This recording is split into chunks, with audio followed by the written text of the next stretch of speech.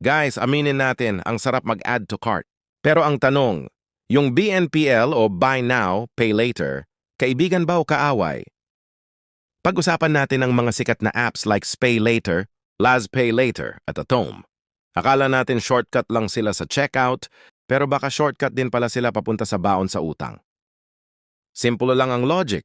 Pumili ng item, i-click ang BNPL option at hatiin ang bayad sa loob ng 3 to 6 months. Pero huwag magpaloko sa zero interest. Check carefully. Ang standard interest ay pwedeng pumalo ng 1.5% to 5% monthly.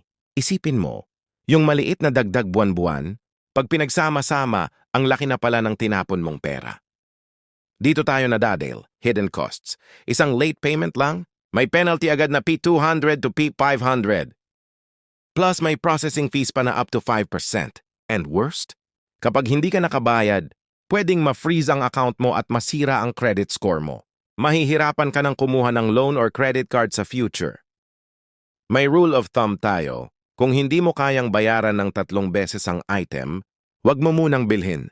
For example, kung 15K ang sahod mo at 5K yung item, okay lang. Pero kung 20K yung phone at mas malaki pa sa sahod mo, ipon muna, bes.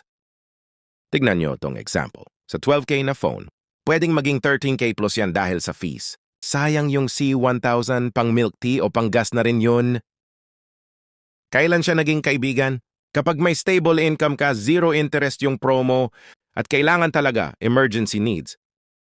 Pero kaaway na siya kapag kailangan mo pang utangin yung down payment. Stacking na yung utang mo, patong-patong, gagamitin mo lang para sa luho habang may utang ka pa sa kuryente. Huwag ganun.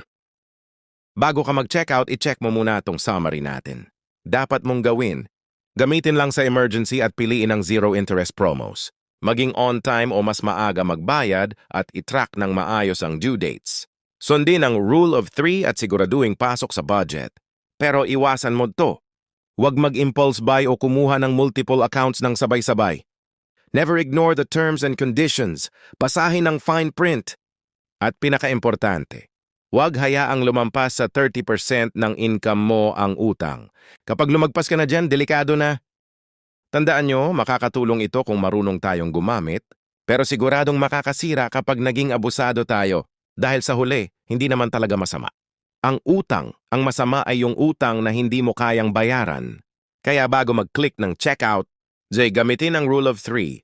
Kung hindi mo kayang bayaran ng 3 beses ang item, huwag mo munang bilhin. Ipon muna para ang pera mo lalong lumago. Maging wise sa bawat gastos. Kita-kits sa susunod na tips.